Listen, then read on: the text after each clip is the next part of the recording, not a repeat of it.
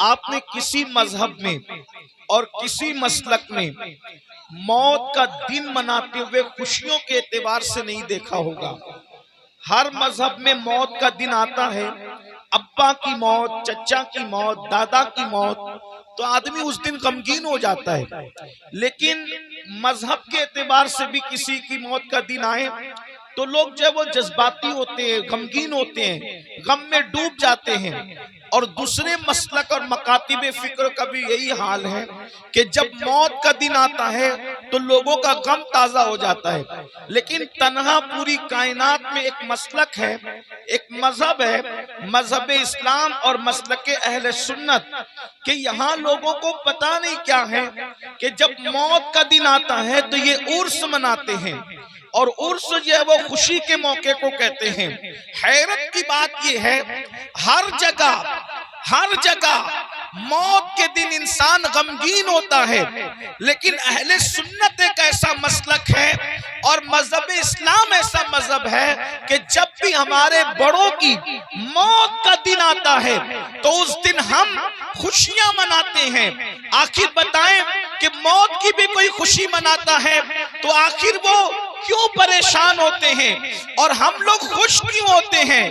تو وجہ یہ ہے کہ اوروں کو یقین نہیں ہے کہ جانے والا گیا کہاں، اور ان کو اطمینان نہیں ہے کہ جانے والا گیا کہاں، لیکن واللہ اہل سنت اتنا ناقابل تردید یقین رکھتے ہیں کہ ہمارے بزرگ جہاں گئے ہیں وہاں کوئی تکلیف نہیں ہے، کوئی پریشانی نہیں ہے، کیونکہ ہمارے بزرگوں کے لیے قرآن کہتا ہے جب وہ جاتے ہیں یا ایتھا النفس المطمئنہ ارجعی الی ربک راضیۃ مرضیہ فادخلی فی عبادی وادخلی جنتی۔ جب وہ دنیا سے جاتے ہیں تو اللہ فرماتا ہے اے نفس مطمئنہ اپنے رب کی طرف پلٹ جا، اے نفس مطمئنہ خدا کی جنت رضا میں داخل ہو جا اور اللہ کے خاص بندوں میں داخل ہو جا۔ اب مجھے بتاؤ اگر کوئی کعبہ دیکھنے جائے تو گھر والے کتنی خوشی مناتے ہیں، اور کوئی رب کی بارگاہ میں حاضری کے لیے جائے تو یہ مقام خوشی کا نہیں ہے تو پھر کیسا مقام ہے؟ اسی لیے ہمارے یہاں عرس منایا جاتا ہے، لیکن عرس ہم سب کا نہیں مناتے، عرس ان کا مناتے ہیں جو یا ایتھا النفس المطمئنہ کے مصداق ہوتے ہیں۔ اور وہ کون لوگ ہیں؟ وہ اپنی مرضی سے زندگی نہیں گزارتے، بلکہ وہ لوگ اللہ کی مرضی سے زندگی گزارتے ہیں، رب کی مرضی سے زندگی گزارتے ہیں، خدا کے قانون پہ چل کے زندگی گزارتے ہیں۔ میرے آقا علیہ السلام کے پیارے دیوانوں، یاد رکھنا یا ایتھا النفس المطمئنہ یہ سب کے لیے نہیں ہے، میرے اور آپ کے لیے نہیں ہے۔ اس وقت تک جب تک ہم اللہ کو راضی نہ کر لیں، خدا کے قانون پر زندگی نہ گزاریں۔ آج یہ میں نے جس آیہ کریمہ کی تلاوت کی ہے اس عرس پاک کے موقع پر، اور ایک بات میں آپ کو یہ بھی بتا دوں، اگر واقعی آپ اور ہم اللہ کو راضی کر لیں تو ہمارے ماننے والے ہمارا عرس کریں یا نہ کریں، کسی کے ماننے والے اس کا عرس کریں یا نہ کریں، اگر اللہ راضی ہے تو اس کی قبر پر انسانوں کی بھیڑ لگے نہ لگے، جس سے خدا راضی ہوتا ہے وہاں اللہ فرشتوں کی بھیڑ لگا دیتا ہے، رحمت کے فرشتوں کو نازل فرماتا ہے۔ اللہ اکبر، فرشتے اس کو دولہا بناتے ہیں، فرشتے اس کو سجاتے ہیں، فرشتے اس کو سنوارتے ہیں، اس کے مزار پر رحمت و نور کی برسات ہوتی ہے۔ قرآن کہتا ہے ان رحمت اللہ قریب من المحسنین، بے شک اللہ کی رحمت اس کے نیک بندوں کے قریب ہے۔ تو اللہ ہم بھی نیک بنیں، اللہ کو راضی کریں۔ اللہ اکبر، آئیے قرآن کہتا ہے، اب میں اپنے اصل عنوان کی طرف آتا ہوں، بہت توجہ کی ضرورت ہے میرے آقا علیہ السلام کے پیارے دیوانوں۔ اس دنیا میں اللہ والے بھی آئے، اس دنیا میں ہم بھی آئے، لیکن فرق اتنا ہے اللہ والے کھانا دیکھ کر اللہ کو نہیں بھولا۔ دیکھو توجہ کرو، وہ روزی دیکھتے ہیں رزاق کو نہیں بھولتے، وہ محبت والے انسانوں کو دیکھتے ہیں خالق انسان کو نہیں بھولتے، وہ اسباب کو دیکھتے ہیں مسبب الاسباب کو نہیں بھولتے، وہ اولاد کو دیکھتے ہیں خالق اولاد کو نہیں بھولتے۔ اللہ اکبر، وہ مال کو دیکھتے دیکھتے ہیں मालिक माल को नहीं भूलते। हमारा हाल क्या, औलाद देखी, औलाद देने वाले को भूल गए, खाना देखा, रिस्क देने वाले को भूल गए, फरामोश कर दिया। इसीलिए हम दुनिया के बंदे बनकर के रह गए। मगर जो अल्लाह वाले हैं, अल्लाह अकबर, वो नेमतों को देखकर नेमत देने वाले खुदा को नहीं भूलते, नहीं फरामोश करते। याद रखना मेरे आका सल्लल्लाहु अलैहि वसल्लम के दीवानों, इस दुनिया में हम आए हैं मेरे भाइयों, ये सबक है, उर्स का सबक है, ये सबक है, बुजुर्गों का सबक है, ये सबक है, हमारे अस्लाफ का सबक है। सबक क्या है? इस दुनिया में आए हो, इस दुनिया में धींगा मस्ती करने नहीं आए, इस दुनिया में जुआ खेलने नहीं आए, इस दुनिया में नशा करने नहीं आए, इस दुनिया में शराब पीने नहीं आए, इस दुनिया में औरतों से दिल लगी करने नहीं आए, इस दुनिया में जराइम और पाप करने नहीं आए, इस दुनिया में रिश्वत लेने नहीं आए, इस दुनिया में चोरी डकैती करने नहीं आए। इस दुनिया में क्यों आए हो? अल्लाह अकबर। दुनिया में आने का मकसद ये है, इस दुनिया में रहकर उस दुनिया की तैयारी करो। कौन सी दुनिया? जिसके बारे में कुरान कहता है वल आखिरतु खैरुम व अबका, कि ये दुनिया से आखिरत बेहतर है।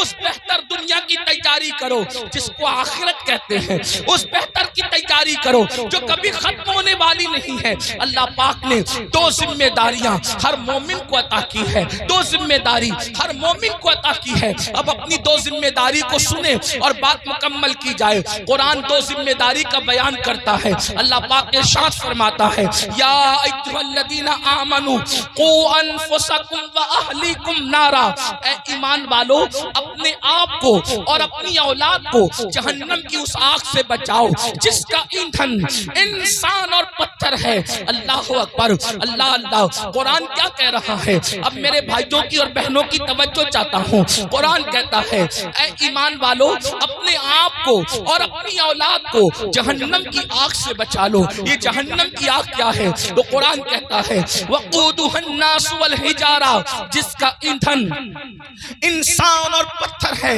यानी वो लकड़ियों से नहीं सुलगाई गई, यानी वो कोयलों से नहीं सुलगाई गई, बल्कि अल्लाह अल्लाह जहन्नम की आग पत्थर से और इंसानों से सुलगाई जाएगी। अल्लाह के हबीब गैबदा नबी सल्लल्लाहु अलैहि वसल्लम का फरमान सुनो। जहन्नम क्या है? जहन्नम की आग क्या है? जहन्नम के दहकते हुए शोले क्या है? अल्लाह अकबर। एक दिन में 3 मर्तबा पेट भर के खाने वालों और अल्लाह की नाफरमानी करने वालों, अपनी रातों को बेफिक्री के साथ गुजारने वालों, अल्लाह की नाफरमानी करने वालों, नरम नरम गद्दों पे लेट करके कब्र की रात को भूल जाने वालों, कब्र की रात को फरामोश कर देने वालों, कभी सूद का धंधा करके, कभी ब्याज का धंधा करके, कभी अपने पेट के अंदर यतीमों का माल जहन्नम की आग की शक्ल में भरने वालों, जरा तवज्जो करो।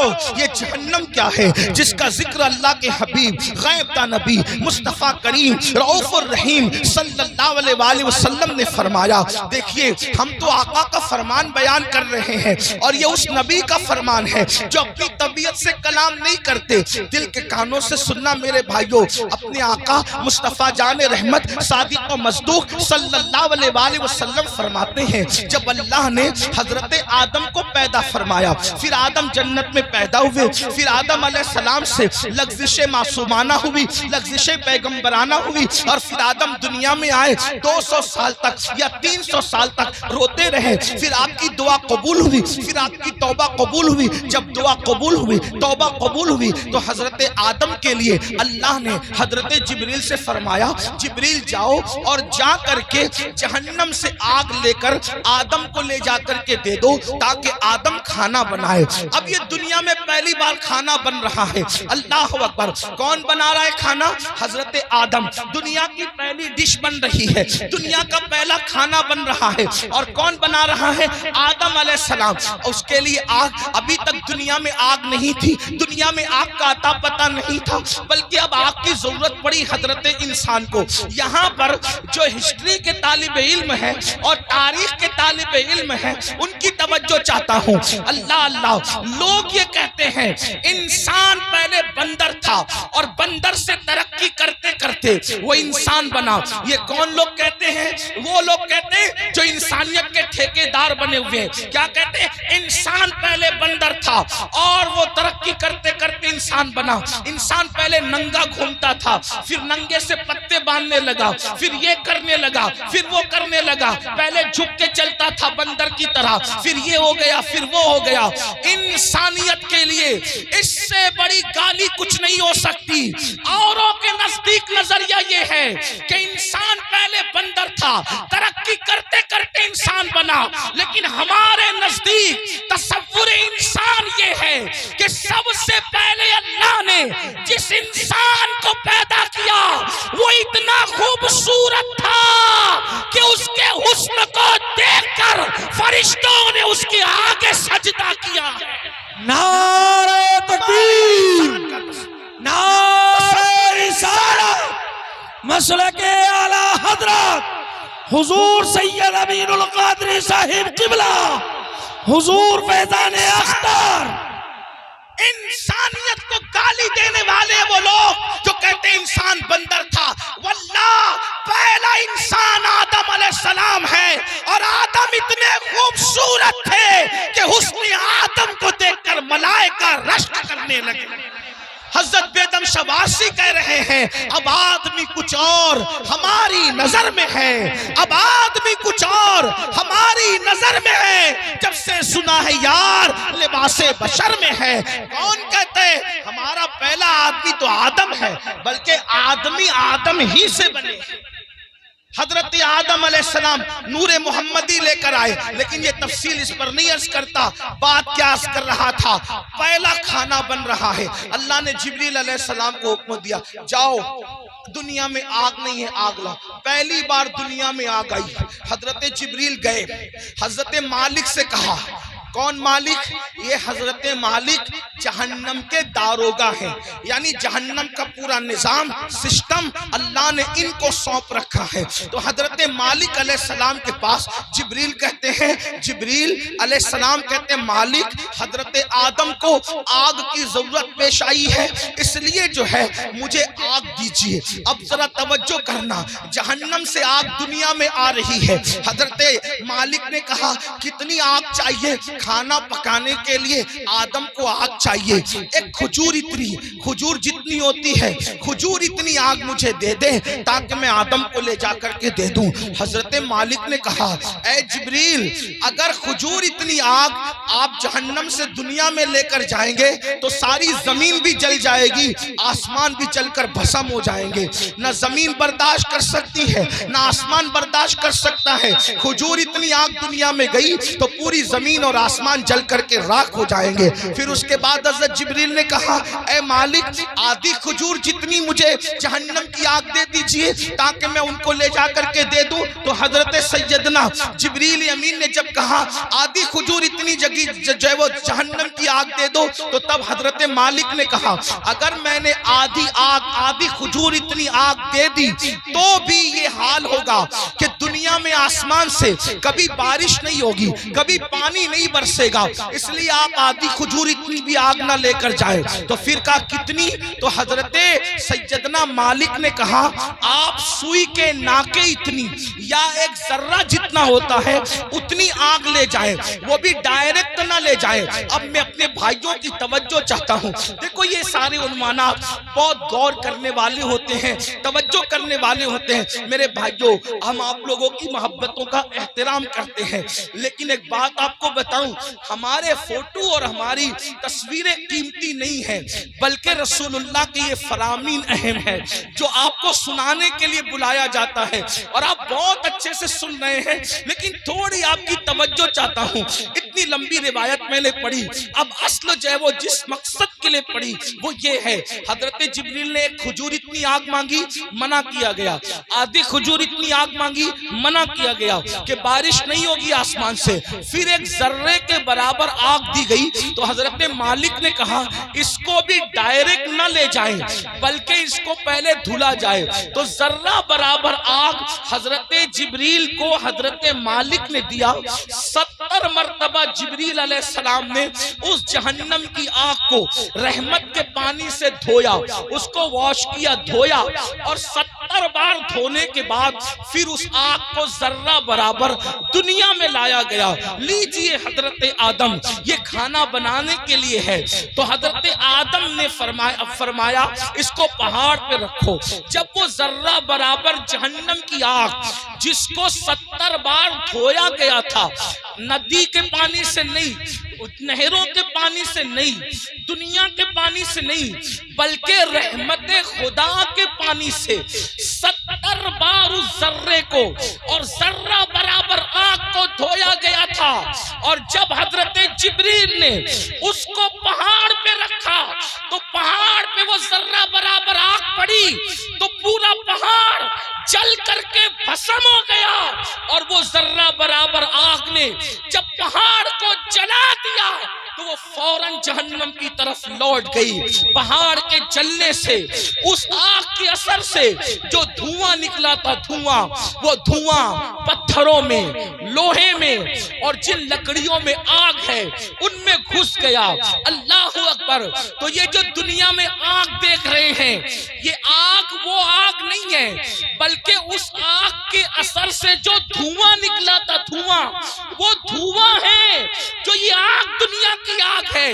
اب مجھے بتاؤ، ذرہ برابر جہنم کی آگ 70 مرتبہ رحمت کے پانی سے دھو کر دنیا میں لائی جائے، وہ پہاڑ کو جلا دے اور پھر جہنم میں لوٹ جائے، تو اس کے باقیات، اس کے دھوئیں کے اثرات اتنی تیز ہیں کہ اگر جلا دے تو بستیاں جل کر خاکستر ہو جائے، اگر جلا دے تو انسان مر جائے، اگر جلا دے تو انسان کی آنکھیں اندھی ہو جائے، اگر جلا دے تو انسان کا دماغ کام نہ کرے۔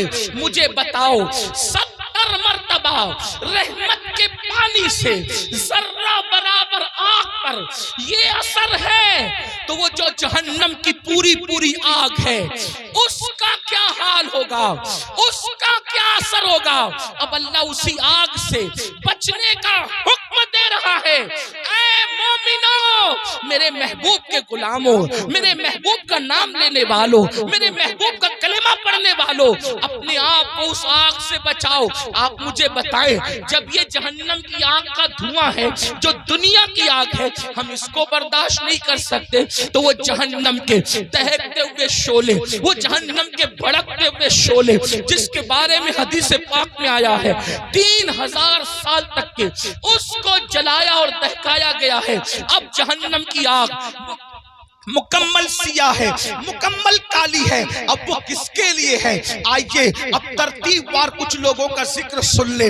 اللہ، کاش اپنی کمزوریوں پہ رحم کر کے، کاش اپنی کمزوریوں پہ رحم کر کے ہم اپنے آپ کو جہنم سے بچانے کی فکر کرتے، اپنے بچوں کو جہنم سے بچانے کی فکر کرتے۔ آئیے میں ایک حدیث پڑھتا ہوں، طویل حدیث رسول پاک صاحب لولاک سیاح افلاک صلی اللہ علیہ وسلم کی۔ اللہ اکبر! آج بہت سارے جرائم، بہت سارے گناہ ہمارے سماج میں بڑھتے جا رہے ہیں۔ ان میں سے ایک گناہ کیا ہے؟ فلم دیکھ کر، سیریل دیکھ کر، پکچر دیکھ کر لڑکے اور لڑکیوں میں آپس میں افیئر کا معاملہ جگ رہا ہے۔ اور اب شاید ہی کچھ بچے اور بچیاں ایسے ہوں گے کہ جو افیئر سے محفوظ ہیں، الا ماشاءاللہ۔ اور اس کے بعد پھر یہ افیئر کے معاملات، افیئر کی داستان انسان کو زنا تک لے جاتی ہے۔ اور یہ زنا کیا ہے؟ اب سنیے، اللہ اکبر! میرے اور تمہارے سچے نبی صلی اللہ علیہ وسلم فرماتے ہیں آج زنا بڑھ رہا ہے، بلکہ آپ کو بتاؤں یہاں تک کہ لکھنے والوں نے لکھا ہر منٹ پر کئی زنا ریکارڈ کیا جا رہا ہے دنیا میں۔ تعفن ہے زنا کا، تعفن ہے بدکاری کا۔ اللہ اکبر!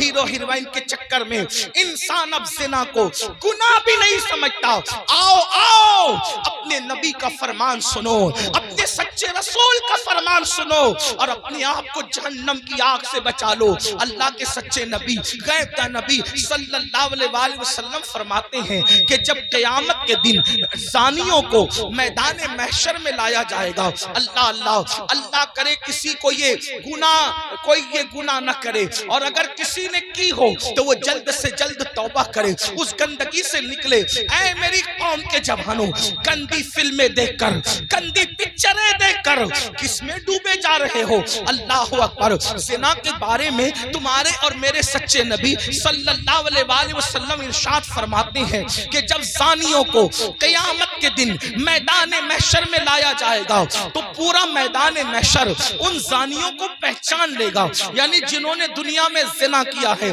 محشر ان کو پہچان لے گا، اور وہاں پر یہ جلسے اتنا مجمع نہیں ہوگا، 1000 2000 10,000 لوگ نہیں ہوں گے، 1,00,000 2,00,000 10 لاکھ لوگ نہیں ہوں گے، کروڑ 10 کروڑ لوگ نہیں ہوں گے، ارب 10 ارب لوگ نہیں ہوں گے، بلکہ سارے اولین اور آخرین ہوں گے۔ انبیاء وہاں ہیں، صحابہ وہاں ہیں، اولیاء وہاں ہیں، سب وہاں ہیں، اور میرے اور تمہارے سچے نبی فرما رہے ہیں زانیوں کو، دنیا میں زنا کرنے والوں کو جب قیامت کے دن لایا جائے گا تو ان کو سب پہچان لیں گے۔ اس کی وجہ کیا ہوگی؟ اگر حدیث میں نہیں آتا تو میں بیان کرنے کی ہمت نہیں رکھتا، میرے مخدوم زادے سامنے موجود ہے۔ اس طرح کے عناوین جو ہے میں محفل کے اندر کہنے سے احتیاط کرتا ہوں، لیکن جب دل ٹوٹتا ہے اور قوم جو ہے جس آگ میں جل رہی ہو اور پھر رسول اللہ کا فرمان ہو، تو پھر میں حیا کے پردے میں آپ کے دلوں کے دروازے پر یہ بات ضرور رکھ دینا چاہتا ہوں، سنو سنو، زنا کے اڈوں کی طرف جانے والے جوان، یقیناً یہاں جو لوگ موجود ہیں وہ ایسے نہیں ہیں، لیکن آپ کو مخاطب کر کے ان تک خدا کے بندوں تک آواز پہنچانا ہے جو اس آواز کے مستحق ہیں، ان بچیوں تک آواز پہنچانا ہے جو اس آواز کی مستحق ہے۔ سنو، اللہ کے رسول سچے نبی فرماتے ہیں کہ زانیوں کو جب قیامت کے دن لایا جائے گا تو پورا محشر ان کو پہچان لے گا۔ پہچاننے کی وجہ کیا ہوگی؟ آقا فرماتے ہیں ان کی شرمگاہوں سے اتنی گندی بدبو آئے گی، اتنی خطرناک بدبو آئے گی کہ میدان محشر ان کی بدبو کو دیکھ کر ان کو پہچان لے گا۔ ذرا اندازہ کرو، زنا کی وجہ سے شرمگاہیں سڑ کر بدبو دار ہو چکی ہوگی اور اس سے بدبو آئے گی، محشر پہچان لے گا، میدان محشر کے لوگ پہچان لیں گے۔ مجھے بتاؤ، جس کے منہ میں بدبو آتی ہے وہ کتنا شرمندہ رہتا ہے دنیا میں۔ نادان، اگر منہ سے بدبو آئے، آدمی اگر پیاز کھا لے فوراً پان کھاتا ہے، سونپ کھاتا ہے، کوئی چیز کھاتا ہے، منہ فریش کھاتا ہے، کیوں؟ میرے منہ میں بدبو نہیں آنا چاہیے۔ سن لو، جب آدمی منہ کی بدبو سے دنیا میں اتنا ڈرتا ہے کہ نیند سے اٹھنے کے بعد بغیر برش کیے وہ باہر نہیں نکلتا، دوستوں سے گفتگو نہیں کرتا، اللہ اللہ، مگر اللہ اکبر، وہ موقع کیسا ہوگا، وہ حالات کیسے ہوں گے؟ فلم دیکھ کر کے کسی ہیرو کے چکر میں زنا کی طرف جانے والوں، میری قوم کے جوانوں، اللہ اکبر، آقا ارشاد فرماتے ہیں زانیوں کی شرمگاہوں سے سڑی ہوئی بدبو آئے گی تو پورا محشر ان پہ لعنت کرے گا، لعنت، محشر بھی لعنت کرے گا، فرشتے بھی لعنت کریں گے، اللہ بھی لعنت کرے گا، اور اللہ ان سے قیامت کے دن کلام نہیں کرے گا، ان سے اللہ بات نہیں کرے گا۔ اسی پہ بس نہیں، اب سنو، ابھی آپ نے جہنم کا ذکر سنا، آگے آقا فرماتے ہیں ان کو چہروں پر جہنم کی آگ رکھ کر بھڑکائی جائے گی، ان کے چہروں پر جہنم کی آگ رکھ کر کے زانیوں کے چہرے پہ آگ بھڑکائی جائے گی۔ کبھی تندور کے اندر کوئی چیز سیکی جاتی ہے تو کیسے الٹ پلٹ کیا جاتا ہے، زانیوں کے چہروں کو جہنم میں الٹ پلٹ کیا جائے گا، ان کے چہروں پہ آگ بھڑکائی جائے گی۔ اسی پہ بس نہیں، میرے اور تمہارے سچے نبی فرماتے ہیں پھر حضرت مالک یعنی جہنم کے داروغہ جہنم کی آگ کی بنی ہوئی قمیص اس کے بدن پر پہنائیں گے۔ ہائے ہائے، جو مئی کی گرمی برداشت نہ کر سکے، جو دسمبر کی سردی برداشت نہ کر سکے، یہ کمزور جسم جس پر مکھی اور مچھر چلے تو یہ کمزور جسم مکھی اور مچھر کے ڈنک کو برداشت نہیں کر سکتا۔ یہ کمزور جسم اگر بتی کے چٹکے کو، سگریٹ کے چٹکے کو برداشت نہیں کر سکتا۔ ہائے، زنا کرنے کی بنیاد پر جب جہنم کی آگ کی بنی ہوئی قمیص اس کم نصیب کو پہنائی جائے گی، اس کم بخت کو پہنائی جائے گی، اس کا حال کیا ہوگا؟ اگر یہ بات کوئی مولوی صاحب کہہ دیتے تو لوگ کہتے مولانا ڈرا رہے ہیں، اگر کوئی لیڈر سیاسی کہہ دیتا تو لوگ کہتے ہیں کہ اپنی بات ہو رہی ہے، لیکن واللہ یہ اس رسول نے فرمایا ہے جو زمین پہ بیٹھ کر کے لامکاں کی خبر دیتے ہیں، جو ماں کے شکم میں رہ کر کے لوح محفوظ پر چلنے والے قلم کی آواز کو سن لیا کرتے ہیں۔ اللہ اللہ، لرز جاؤ گندی فلمیں دیکھ کر، زنا کو شوق بنانے والوں لرز جاؤ، آگ کی قمیض جب ان کو پہنائی جائے گی تو وہ تڑپیں گے، وہ بلکیں گے۔ اسی پر بس نہیں بلکہ تمہارے اور میرے سچے نبی مصطفیٰ کریم رؤوف الرحیم صلی اللہ علیہ وآلہ وسلم فرماتے ہیں، اس کے بعد حضرت مالک فرشتوں کو کہیں گے جو جہنم کے فرشتے ہیں، ان سے کہیں گے ان زانیوں کی آنکھوں میں آگ کی سلاخیں ڈال دو، ان جہنمیوں کی آنکھوں میں آگ کی سلاخیں ڈال دو۔ ہائے ہائے، جہنم کی آگ سے بنی ہوئی سلاخیں ان کی آنکھوں میں ڈالنے کا حکم ہوگا۔ حضرت مالک کہیں گے یہ زانی لوگ حرام دیکھتے تھے اپنی آنکھوں سے، حرام دیکھتے تھے اپنی آنکھوں سے، ان کی آنکھوں میں جہنم کی آگ کی سلاخیں پھیر دو۔ تھوڑا غور تو کرو، اگر یہ بات کسی کتاب میں کسی صرف ایک عام انسان کی لکھی ہوئی ہوتی میں کبھی اتنے اہتمام سے بیان نہ کرتا، لیکن وہ رسول بیان کر رہے ہیں جن کی زبان پر سوائے حق کے کچھ اور جاری نہیں ہوتا۔ میرے امام کہتے ہیں وہ دہن جس کی ہر بات وحی خدا، چشمہ علم و حکمت میں لاکھوں سلام، وہ زبان جس کو سب کن کی کنجی کہے، اس کی نافذ حکومت میں لاکھوں سلام۔ 2 منٹ کی لذت کے لیے اللہ کو ناراض کرنے والوں، 2 منٹ کی لذت کے لیے اپنی آخرت کو تباہ کرنے والوں، پکچروں میں ہیرو ہیروئن کو زنا کرتا دیکھ کر، گندی پکچریں دیکھ کر اپنی آخرت کو تباہ و برباد کرنے والوں، سوچو تو صحیح، گناہ میں لذت تو ہے مگر عزت نہیں ہے، گناہ میں لذت تو ہے مگر سکون نہیں ہے۔ او سکون کے متلاشیوں، آج کہتے ہو دل کو سکون نہیں، کوئی کہتا ہے روزی میں برکت نہیں، کوئی کہتا ہے گھر میں آرام نہیں، کسی نے کچھ کر دیا، کسی نے کچھ کر دیا۔ میں کہتا ہوں کیا نہیں کیا یہ 2 نمبر کی بات ہے، لیکن ہم نے اپنی تباہی کا سامان کیا۔ نرم نرم قدوں پہ لیٹ کر جس گھر میں زنا کی فلمیں دیکھی جائے گی اس گھر میں برکت کا نزول کیسے ہو سکتا ہے؟ اللہ اکبر۔ جس گھر میں پکچریں چلے گی، ہیرو ہیروئن کو بھاگتا ہوا دکھایا جائے گا، جس گھر کے اندر زنا کی ترغیب دی جائے گی اس گھر میں برکتوں کا نزول کیسے ہوگا؟